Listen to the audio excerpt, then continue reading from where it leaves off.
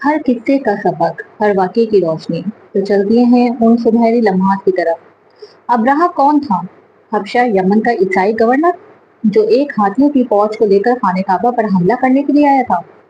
اللہ نے ان کے مکر و فریب کو ناکام بنایا اور آسمان سے بڑے پرندے بھیجے، اور ابرہہ کا مقصد تھا کہ یہ اپنا کعبہ چھوڑ کر میرے گرجا گھر جو میں نے بنایا ہے کی عبادت کرے۔ اس کا ارادہ تھا کہ میں کعبے کو گرا دوں اور عرب کے لوگوں کو مجبور کروں کہ یہ لوگ میری بنائی ہوئی چیزوں کی عبادت کریں۔ ابرہہ ایک بہت بڑی فوج لے کر نکلا مکے کی طرف۔ اس کے ہاتھ کئی ہاتھیوں کا لشکر تھا، اور ان ہاتھیوں میں ایک ہاتھی جو کہ سب سے بڑا تھا راستے میں عرب قبائل نے روکا، پر اس نے سب کو شکست دی۔ جب طائف پہنچا تو بنو ثقیف نے اس کی مدد بھی کی، کیوں نہ کہ وہ کعبے کے مقابلے میں اپنی عبادت گاہ کو آگے لانا چاہتا تھا۔ حضرت ابراہیم نے خانہ کعبہ تعمیر کیا تھا، اور حضرت ابراہیم سے پہلے حضرت آدم علیہ السلام نے خانہ کعبہ کو تعمیر کیا، اور طوفان نوح میں اس کے آثار مٹ گئے۔ پھر حضرت ابراہیم نے اس کی تعمیر کی پھر سے۔ اس کے بعد حضرت اسماعیل نے کعبے کی ذمہ داری لی، اور ہر دور کی طرف سے اس دور میں بھی بت پرستی کرتے لوگ دور دور سے کعبے کے طواف حج کرنے آتے تھے اور تجارت کے راستے کھولے۔ ابرہہ حبشہ کا گورنر تھا، اور اس کا پورا نام ابرہہ الاشرم تھا۔ ابرہہ نے کعبے پر کیوں حملہ کیا؟ کیونکہ ابرہہ جانتا تھا کہ کعبے کی وجہ سے دنیا بھر سے لوگ آتے ہیں اور تجارت کرتے ہیں، اور وہ جانتا تھا کہ اس طرح سے تو کعبہ جو ہے وہ بہت ہی زیادہ تجارت میں بھی آگے بڑھ رہا ہے، اور عبادت گاہ میں بھی لوگ بڑھ رہے ہیں، کیونکہ دور دراز سے لوگ آتے تھے شہروں سے اور کعبے کی عبادت کیا کرتے تھے۔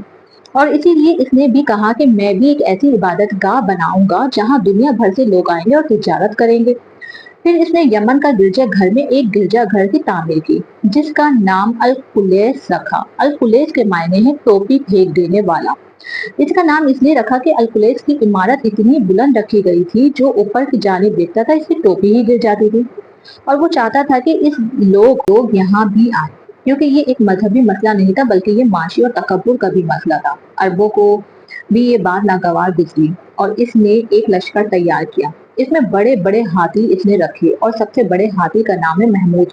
جب یمن سے روانہ ہوا اور مکے کے لیے آگے بڑھا، جب مکے کے قریب اس نے رستے میں اپنا لشکر روک کر قیام کیا تو وہاں بڑے بڑے اور بھی جانور تھے، اور اس نے اپنی قید میں لے لیا ان تمام جانوروں کو، اور اس میں سے ایک جانور جو کہ حضرت عبد المطلب کے 200 اونٹ بھی تھے، جو ابرہہ نے قید کر لیے۔ قاصد کو بھیجا کہ مکے والوں کو بول دو میں جنگ کرنے نہیں آیا بلکہ میں مکے کے لیے آیا ہوں اس کو گرانے کے لیے۔ جب قاصد مکے میں پہنچا، پیغام پہنچایا تو عبد المطلب قاصد کے ساتھ ابرہہ کے پاس آئے اور کہا میرے 200 اونٹ ہیں، وہ واپس کر دوں۔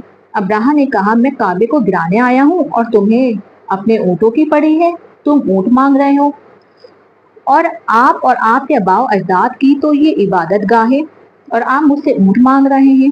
عبد المطلب نے جواب دیا اونٹ میرے ہیں اور ان کا مالک میں ہوں، اور خانہ کعبہ کا مالک اللہ ہے، وہ خود اس کو بچا لے گا، اور تو جانے اور کعبے والا جانے۔ اور عبد المطلب نے قریش کو مشورہ دیا کہ وہ وہاں سے جگہ چھوڑ دیں اور پہاڑیوں کی طرف پناہ گاہ لے لیں، ورنہ ابرہہ ان پر بھی حملہ کرے گا۔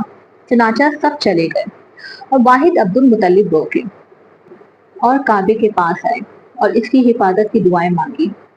اللہ اپنے گھر کی حفاظت فرما۔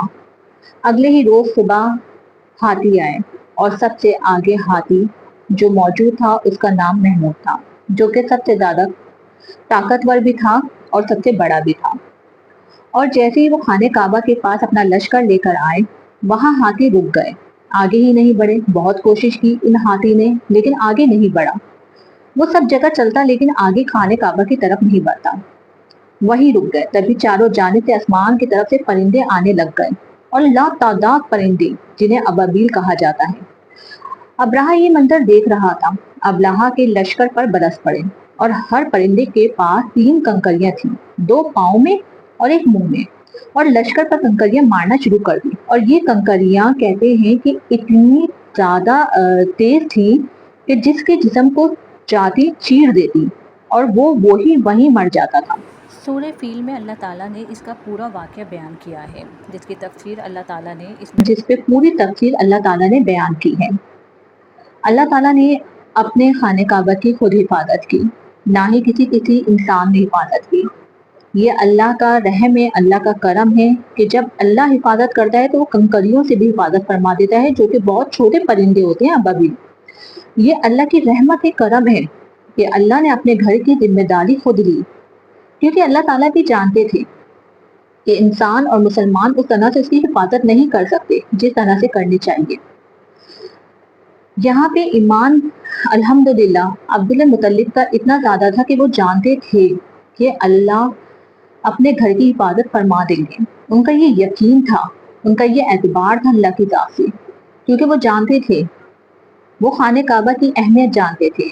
वो खाने काबा को जानते थे कि इसे किस तरह से पहले हज़रत आदम अलैहिस्सलाम ने तामीर किया, फिर हज़रत इब्राहीम अलैहिस्सलाम ने इसे तामीर किया। फिर आगे जैसे-जैसे ये गुज़रते गए उसकी तामीरात में इज़ाफ़ा होता गया।